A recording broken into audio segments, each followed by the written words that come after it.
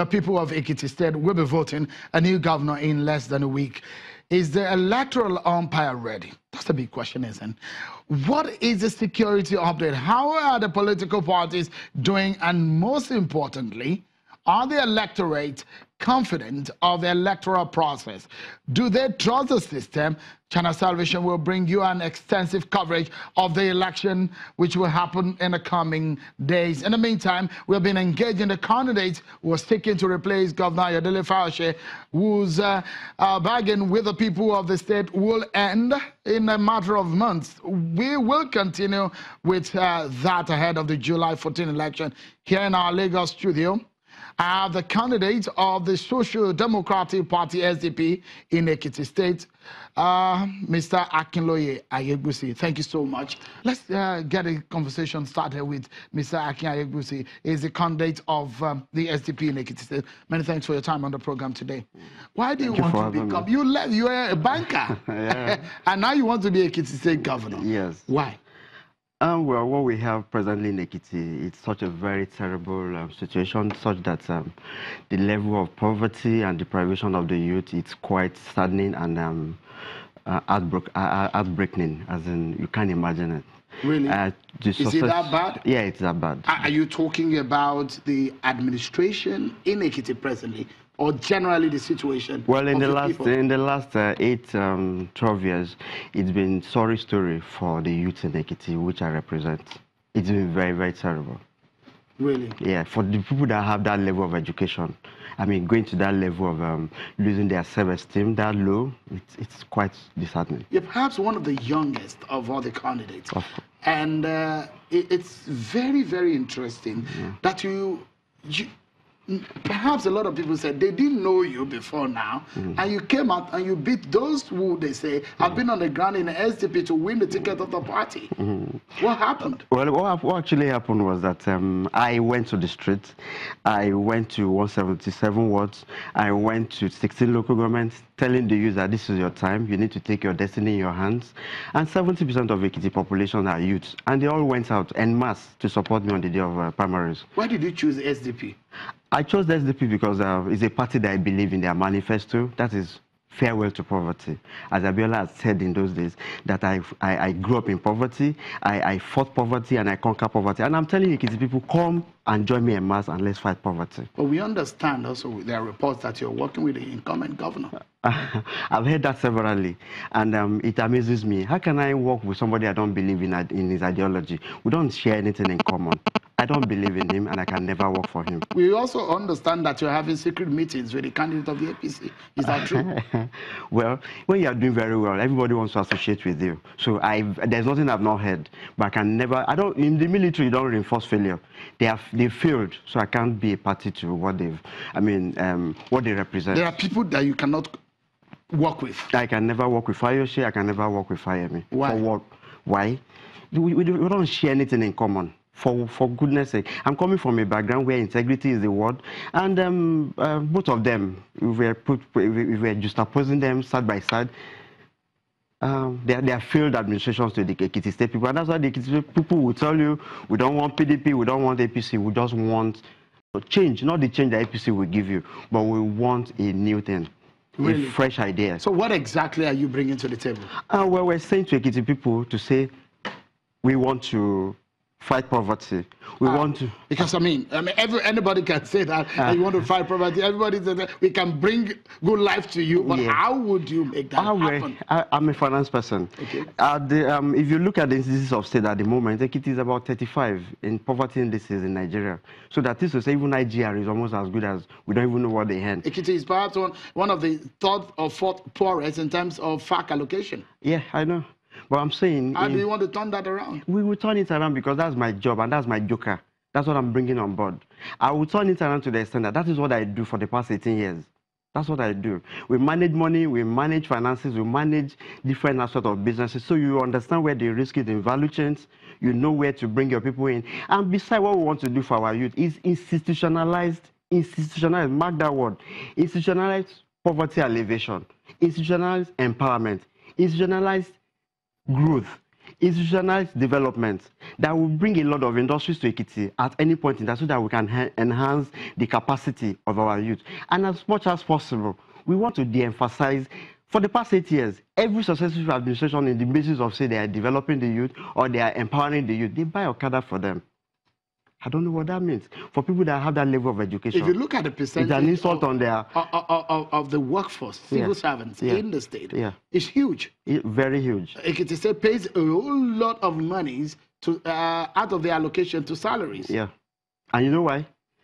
Ekiti educational system is skewed towards humanity, education, this, education, that. And if you compare it with Abeokuta's curriculum, it's skewed towards entrepreneurial skills, acquisition, and all that, and development. That's why you have good businesses in Abeokuta. And while in Ekiti, all we do is teaching, civil service. So we're trying to re-indoctrinate and reorientate our youth to say, your destiny is in your hands. You can do better than you are doing now. You don't have to do 18,000 naira minimum wage salary to be where you are. So for accepting to say, all I can do in my life is just do government work. You didn't resign your job. You just left, you were on leave. I wanted to resign, and they said I should take leave of absence. And they gave me leave of absence. So where are you getting the money that you're using now? I told you I'm a finance person. I have friends all over the industry, and they told me, go, we'll support you. And they've been supporting me. Do you think you can win? I will win. Not that I think I will win. Really? I How will do you win. want to do it? Do you have the structure? Because that's a big question. I mean, you know, I've covered several elections in Ekiti. Let me tell you this. I didn't just win that primaries. I contested against an SSG, a former ambassador of Nigeria to Canada for so many years, and a member of House of Rep, and a former deputy governor. Those are the three people I contested against. And they never gave me a chance. And I went, because I knew there was a problem. I went from location to location. All the 177 wards, I've visited more than 4 times. All the local government, 16 local government, I've visited severally. Now bringing it back home, the youth stood by me. They came out en masse that this is our time, that we're not ready to reinforce failure. The two administrations have failed the Ekiti people. Does the electorate, that innocent electorate in Ekiti, understand your language? Do you understand my language to the extent that, let me tell you this. You know the reason why I'm asking the question? Yeah. The question is that an average electorate, for example, in a state like Ekiti, they're not the elite. Yeah. They're the unemployed, the Okada guy, and those who are probably who are just leaving school, who don't have jobs. Sure, let me say this to you. 78% of Ekiti State people are literate, as in highly educated. Ordinarily, they're supposed to be highly skilled individuals. So the way they think, what they see, are you with me? All right, Ekiti people are highly literate. So even that Okada rider, if you're engaging for 5 minutes, you'll be shocked the level of literacy or the level of intellectual capacity he has. And it's dangerous having people of that capacity idle, not doing anything. And successively, there has been no concerted effort to industrialize the state. Even the only Odua, Odua, that's a textile that we had in the state that was about the only industry surviving. They sold it, and they made it to be, they made them to be selling, I don't know, Igbo, just small shops there. They sold it. So that is to say, even the only legacy the state is supposed to have, they sold it. I don't want to say who did it, but I know what I'm saying. So you are saying that you are going into a terrible situation economically for the state? Yeah. Is that what you're saying? It's more than terrible, very terrible. What's the economic situation in the Ekiti State? Finance-wise now, talking about the financial state of Ekiti State as a government. We have 3.3 million population. We have 2.2 billion allocation averagely that comes in monthly that gives you a 50.5 billion every year. And then we are owing about 119 billion debt, from both administrations. And the Ekiti State people are saying, we're tired.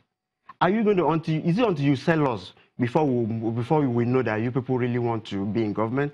And between me and you, in the last, preparatory to this election, I know how many people, they can tell you how many people they've killed amongst themselves. All in the name of desperation. One of them will come and tell you that all I'm saying is that I have federal might that will back me up. You go and tell the electorate that, and that federal might is giving 25 billion to come and contest in Ekiti. That's their slogan. That's their manifesto. And Ekiti State will say, okay, that money, bring it, we need it. We'll collect it from you, it's our money. And on the federal might, I was in school with President Muhammadu Buhari's daughters in Ahmadu Bello University, and I know how disciplined that man is. So it won't be a party to all these shenanigan comments here and there that has become campaign slogan from both parties. And the other one too, all in the name of campaign, the one that rally that they just did. He closed down all these state institutions and made the teachers, all of them, that they must come and have their roll call on that campaign ground that day, paying 1,000, 1,500 naira. Is it paid crowd?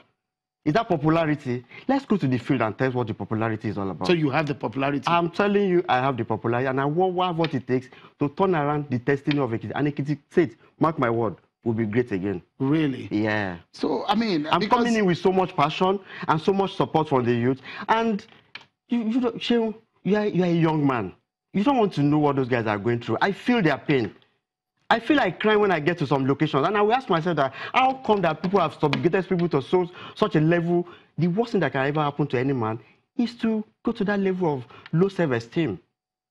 I purposely, deliberately sometimes drive Okada. To ride on Okada, to hear the comments and to hear what those people would say to me. And each time my heart bleeds. I'm not forgetting even the aged. People have not collected, have not received their pension in the last how many months? 11 months pension arrears. Gratuity 2013, 2014 is still there, up to now unpaid. Every state in Nigeria have subscribed to 2005 Pension Act. Are you not going to... They've not subscribed to it. Are you not going to chew more than you can bite, yes. If you considering the kind of situation? Because the question will be, how do you want to solve this? The money is coming in, the taxes are low in the state, the money generated by the state is not commensurate to the burden that it has. Where do you want to get the money from? Let me tell you. Are you going to be borrowing more? No. We at some point, first thing we need to do, we need to activate the economy. The economy is as good as grounded now. How would you do that? Pensioners, hold on. Pensioners are not paid. Salaries are not paid. I engaged an artisan one day. We got talking. And he said, "Oga, things have been very bad. You've not been doing well. My family, everybody is stranded." And I said, "Why?" He said, "Because workers have not been paid salary. So the people I service their generator, the people I service one or two that I render services to, they've not been paying me because they've not been paid too." So that's how economy works. I, first of all, as a matter of emergency, before my first 100 days, I need to activate the economy. Okay. Should you lose this election, what would you do? If I lose the election, I'm not desperate. If I lose the election, politics is supposed to be about service to God and humanity. If you don't have the spirit of God in you, you should not come into politics. It shouldn't be about yourself, your pocket, your family, and the paraphernalia of office. It should be about your service to the people. If I lose, I go back to my work. I don't have anything. And from there, render whatever I can render to the society. Mr. Akin Ayegusi is a Social Democratic Party candidate in Ekiti State for the election, which will happen next Saturday. I wish you all the best in the coming days. Thank you so much for coming on the program. Thank you.